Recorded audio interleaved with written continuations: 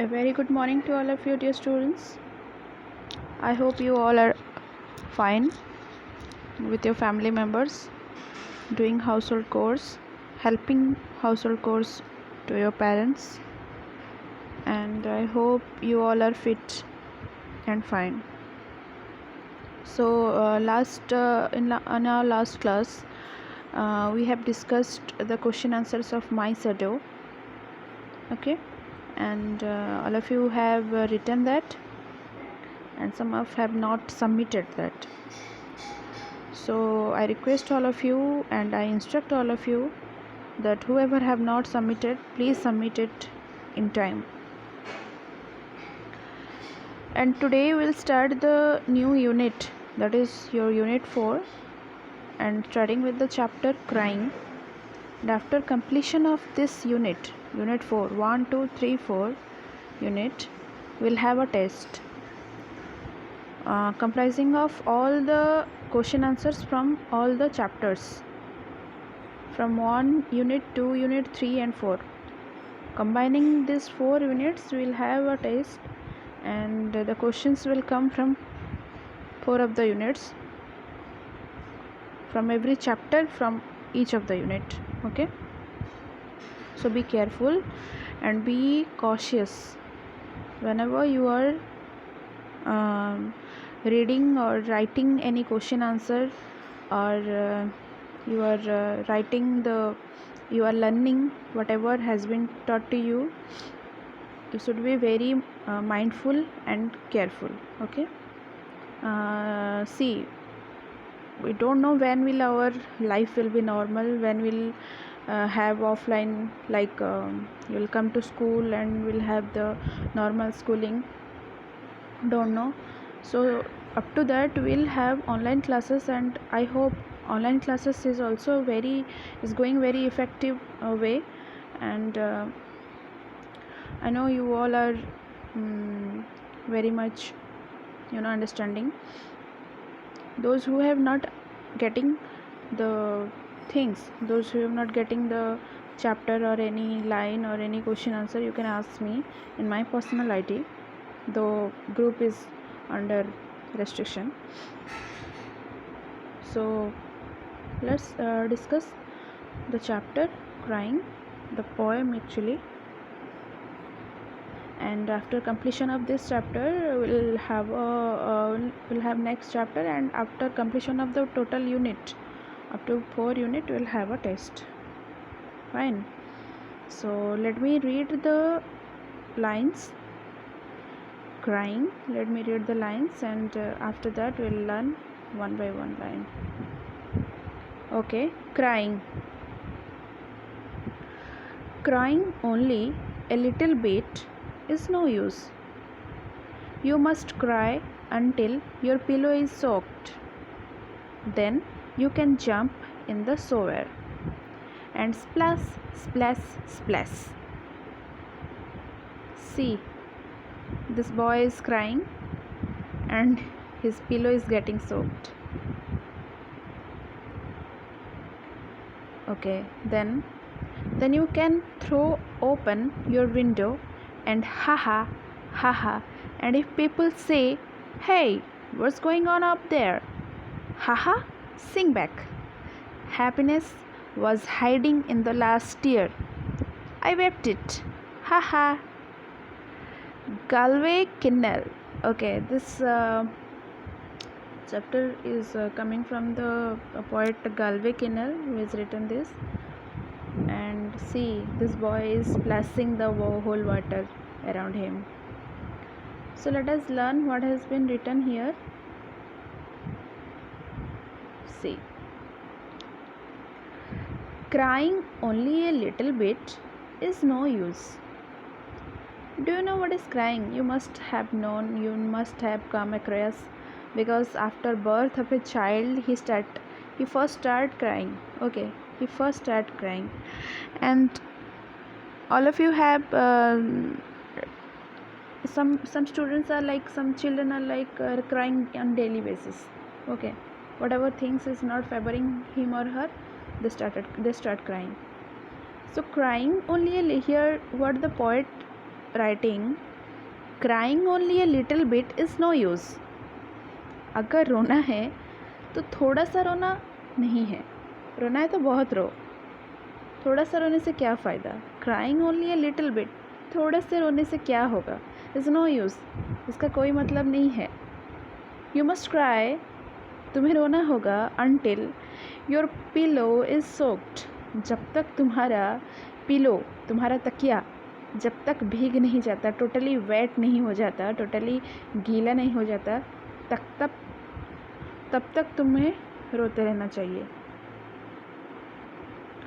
Okay, until your pillow is soaked. So according to the poet, a little bit of crying is of no use. You should crying up to your pillow getting soaked or wet, completely wet. Then you can jump in the shower after crying a lot. What poet is saying here, after crying a lot, because you should not be crying a little bit. बहुत ज़्यादा रोना होगा, थोड़े से रोने से कोई use नहीं, उसका कोई मतलब नहीं है। बहुत ज़्यादा रोना होगा तो बहुत ज़्यादा रो लेने के बाद तुम्हें शावर के नीचे आ जाना चाहिए। What is shower? Shower means you must some students have there is a fitting in bathroom. इसको एक बाथरूम फिटिंग है जिससे हम नहाते हैं, बात करते हैं। एक शावर होता है, एक हैंड शावर होता है, एक शावर होता है। शावर से जैसे पानी नीचे आता है, उस शावर के नीचे हमें आ जाना चाहिए after crying a lot, poet बोल रहे हैं। And splash splash splash, splash is a sound when you heat water, a sound comes up, that is splash. Whenever you listen or hear splash sound, you must realize that it is a sound of the water. Okay,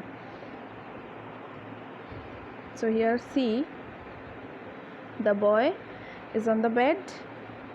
Okay, the boy is on bed and he is crying. His eardrops are coming out.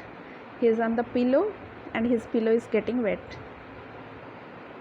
Now he come to the bathtub. Okay, he comes to the bathtub and hitting the water and making sound like splash splash. Bathroom आ गया है, bathroom में अपने around, अपने surrounding में, मतलब bathroom में जो पानी है उसको हीट कर रहा है, हीट करके स्प्लैश साउंड निकल रहा है। See, then you can throw open your window and ha ha ha हा। जैसे उसके बाद तुम क्या करोगे, अपना विंडो खोलोगे, शावर से आने के बाद विंडो खोलोगे और हा हा हा हा करके चिल्लाओगे। हा हा हा हा मतलब हंसोगे, हंस हंस के बोलोगे। एंड इफ़ पीपल से हे, अगर लोग बोलते हैं hey what's going on up there, अगर लोग ये बोलते हैं कि क्या हो रहा है वहाँ पर, ओके, तो हा हा सिंग बैक, फिर से मतलब हा हा करके फिर से गाना गाना शुरू करना, सिंग करना, हा हा हा हा हा हा, इस तरह का। हैप्पीनेस, खुशियाँ, हैप्पीनेस मीन्स खुशी, एकदम से खुश हो करके हा हा हा हा चिल्लाना। Was hiding in the last year, मतलब तुम बहुत ज़्यादा रोने लगोगे, उसके बाद एक ऐसा सैचुरेशन पॉइंट आ जाएगा, एक ऐसा पॉइंट आ जाएगा तुम थक जाओगे रोते रोते, और लास्ट जो तुम्हारा आंसू आने लगेगा, जो लास्ट टीयर होगा, उसमें तुम्हारा हैप्पीनेस छुपा होगा। तुम्हें और मन नहीं करेगा कि रोने के लिए, तुम ये सोचोगे कि मैं किस चीज़ के लिए मैं रो रहा हूँ यहाँ पर। Okay, why should I cry, okay, why should I cry. So if people will ask you hey what's going on, हो क्या गया है तुम्हें, इस तरह क्यों हा हा करके इस तरह गाना क्यों गा रहे हो, तो तुम बोलोगे this is all about happiness that has been hiding in the last tear. Okay, I wept it, मैंने उसको पोंछ दिया, मैंने उसको साफ़ कर दिया, वेप्ट कर दिया। ओके, हा हा, फिर से हा हा। तो according to the poet, whenever you feel like crying, just don't cry a little bit. Okay, थोड़ा सा मत रो, रोना है तो बहुत ज़्यादा रो, और इतना रो कि उसके बाद तुम्हें बाथरूम जा कर के शावर के नीचे आ जाना, अच्छे तरह से नहा लेना, पानी को इस तरह से स्प्लैश स्प्लैश करना, उसके बाद आकर के विंडो खोल के गाना गाना, बस अगर कोई लोग या फिर कोई आदमी पूछता है कि हो क्या रहा है, बोलना कुछ नहीं, हैप्पीनेस, मैं खुश हूँ और मुझे गाना गाना है, सिंपल। सो कभी रोना नहीं है, अगर रोना है तो बहुत रोना है, हमेशा खुश रहना है, हंसते हुए रहना है और चीयरफुल रहना है। समझ गए? So this is all about the story, this is all about the chapter crying. Here is your new words. Soaked, I told you soaked means completely wet, पूरी तरह भीग जाना। Shower, bath in which water is sprayed, bath in which water is sprayed from above, मतलब मैं बोल रही थी Zoar दो टाइप का होता है, एक above which has been fixed on the above of your head, मतलब हेड के ऊपर एक फिक्स होता है, एक फिटिंग होता है, बाथरूम फिटिंग, जहाँ से पानी स्प्रे होकर के आता है, और एक हैंड शावर होता है। हैंड शावर मतलब तुम अपने हाथ से पकड़ के you can have your bath. So wept means shedding tears, मतलब पोंछ देना। क्राइड मीन्स उसके बाद जो, मतलब क्राई होने के बाद, रोने के बाद जो आंसू तुम पोंछ देते हो, that is your wept. Okay, so let us discuss some question answers here. According to the poet, should you cry a little or should you cry a lot? What should be the answer? What do you say? Should you cry a little or should you cry a lot? So according to the poet, the answer is, according to the poet, we should cry a lot. The answer is, we should, according to the poet. How will you write here? You will write like, according to the poet, we should cry a lot. That should be your answer. What can you do after crying a lot? रोने के बाद तुम्हें क्या करना चाहिए, क्या कर सकोगे तुम?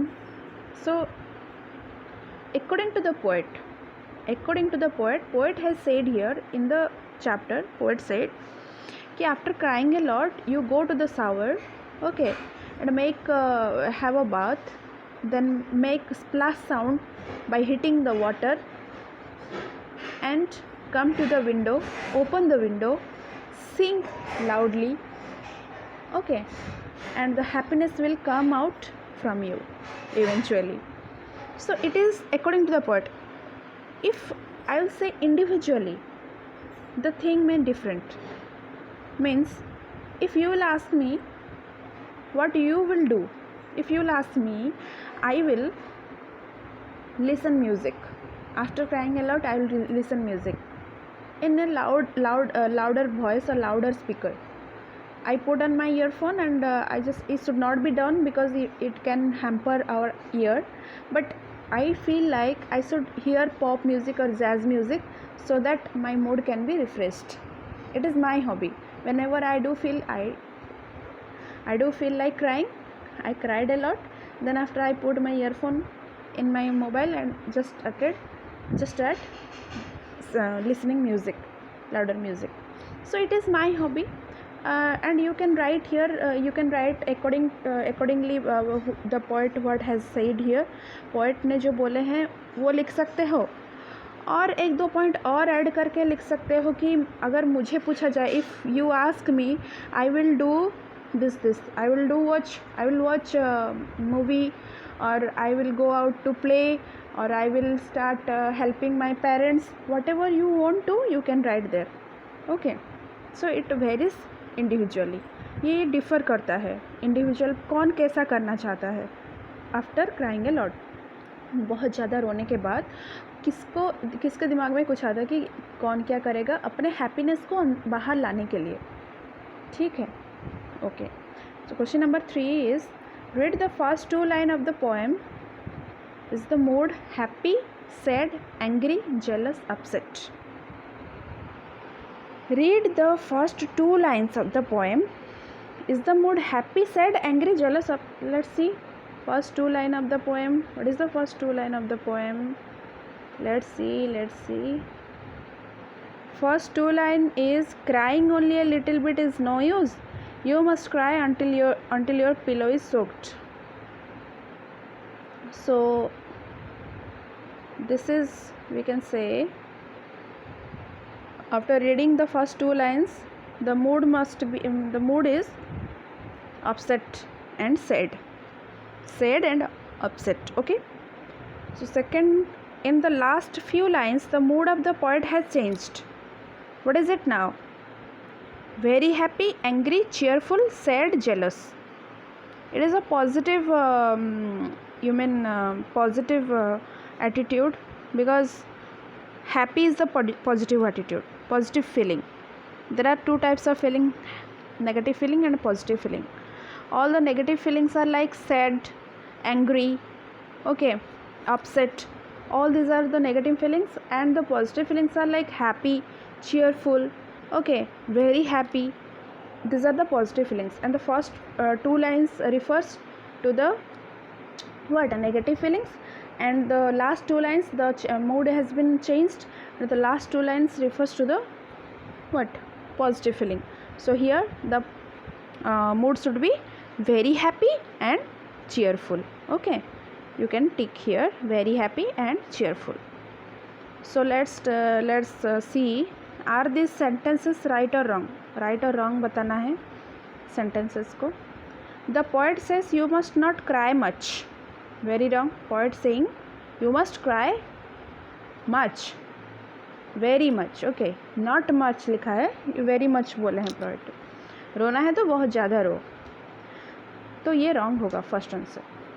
The poet says that you should cry till your pillow is soaked. Yes, वो यही बोल रहे हैं, अगर रोना है तो बहुत ज़्यादा रो, क्योंकि little bit of crying is of no use. और उतना तक रो जब तक तुम्हारा पिलो सोक नहीं हो जाता, कम्प्लीटली वेट नहीं हो जाता. तो this is correct, this is true, right लिख देना. The poet says that, third question, the poet says that after crying you should open the window and laugh so that people will see that you are happy. Yes, it is true. The poet say that you should open the window and show people that you are crying. No, people को ये दिखाना है कि तुम कितने happy हो.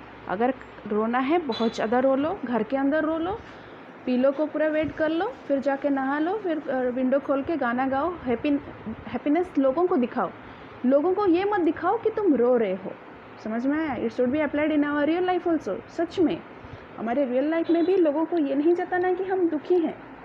अगर दुखी हैं तो उसको रो करके, बहुत ज़्यादा रो करके उसको भगाना है अपने दिमाग से और दिल से. पूरे तरह से दिल और दिमाग को एकदम हैप्पीनेस के अंदर, मतलब पूरे पॉजिटिव एनर्जी के साथ, पॉजिटिव थिंकिंग के साथ हमें रहना है. हमेशा चीयरफुल रहना है, हैप्पी रहना है. So when ever you feel like crying, जब भी तुम्हें रोना आए, जब भी तुम्हें लग रहा है कि तुम अपसेट हो, तुम्हें कुछ किसी ने हर्ट किया या फिर किसी वजह से तुम्हें रोना आ रहा है, तो रो लो. जितना रोला रो लो, थोड़ा थोड़ा करके मत रो. एक साथ बहुत ज़्यादा रो लो, फिर काम ख़त्म, फिर जाके आराम से नहा धो के आना, विंडो खोल के गाना गाना. Simple. So it should be applied in our real life also. Okay, ये लिखा है कुछ, where do you cry, what are the things that make you cry. Let's talk. It must be different from person to person. Where do you cry, तुम कहाँ रोना पसंद करोगे. What are the things that you make you cry, ऐसा क्या चीज़ है जो तुम्हें रुलाती है. ओके, और तुम कहाँ रोते हो. सो अपना अपना व्यूज़ यहाँ पर लिखना, अपने अपने एक्सपीरियंसेस, अपने अपने थॉट्स ये लिखना, क्योंकि ये तो डिफ़र करता है person to person. Can you cry when you are happy. Second question, can you cry when you are happy. जब तुम खुश होते हो बहुत ज़्यादा, तब क्या रोते हो. ये sometimes I do feel like crying when ever I am very much happy from inside. मतलब अंदर से मैं जब भी बहुत खुश हो जाती हूँ, ऑटोमेटिक एक आंसू आ जाते हैं ऑटोमेटिक. क्योंकि एक अपना एक्सपीरियंस मैं बता रही हूँ बच्चों. जब भी मेरा जॉब लग गया था, तब रिज़ल्ट के लिए बहुत दिनों तक वेट करना पड़ा.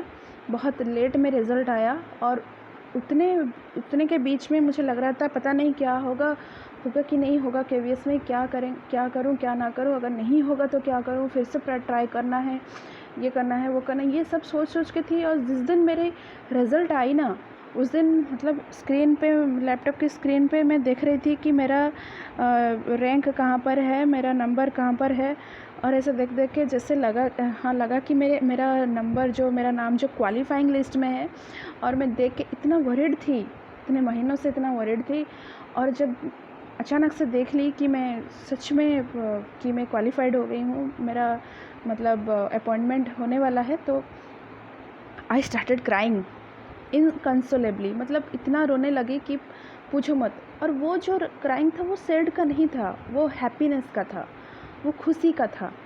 समझ में आया?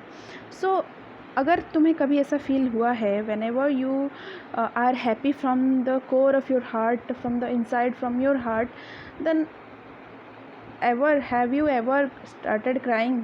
ओके, तो कभी तुम ऐसे किए हो, कभी ऐसे फील किए हो, कभी अगर एक्सपीरियंस किए हो तो लिखना, ठीक है? तो third question is which are the things that make you happy? ऐसे कौन सी चीज़ है जो तुम्हें खुश कराते हैं? In what ways do you show your happiness? तुम अपने आप खुश हो बोल के तुम किस तरह शो करोगे?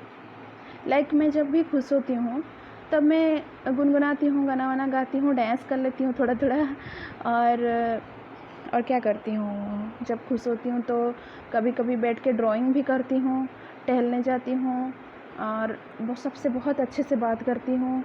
ओके, क्योंकि जब सैड होता है तो किससे बात करने को मन नहीं करता, जब कभी भी, ऐसा तो हमेशा नहीं होता, कभी भी अगर सैड होती हूँ तो ऐसा लगता है कि चुपचाप बैठूँ। ओके, लेकिन जब मूड अच्छा रहता है, फ्रेश रहता है, हैप्पी रहती हूँ, तब मुझे लगता है कि गाना गाऊँ, डांस करूँ, ओके, कुछ बनाऊँ, कुछ क्राफ्टिंग करूँ, कुछ आर्ट बनाऊँ, तो सबसे अच्छे से बात करूँ, पुराने दोस्तों से बात कर लूँ, ऐसा लगता है। तो I do feel like and I am doing so. तुम्हें जो पसंद है, तुम्हें जो लगता है, you can share, you can write there in your copy. Okay, so all these are the rhyming words. See, dash, bash, flash, cash, stress, steer, tear, clear, dear, dear. It can be asked in your exam, so be careful and listen carefully. Sower, power, tower, flower, mower. Poked, crooked, soaked, stroked, joked, wept, capped, crept, clipped, slept. अच्छे से पढ़ना, फिर से बार बार पढ़ना, क्योंकि exam में आ सकता है इसको, rhyming words. The word happiness ends with NESS, okay, and comes from the word happy. Happy के साथ NESS ऐड होकर के हैप्पीनेस आया. Fine. Write 3 words that end with the same way. Which words do they come from? It is your task. तुम्हें लिखना है यहाँ पर, जैसे हैप्पी के साथ NESS ऐड होकर के हैप्पीनेस हुआ है, उस तरह ऐसे वर्ड लिखना, 3 वर्ड लिखना. ओके, एंड जैसे कि एंड हुआ है, हैप्पीनेस हुआ है, उस तरह का तुम्हें लिखना है वर्ड्स. यहाँ पर भी दोनों साइड लिखना है.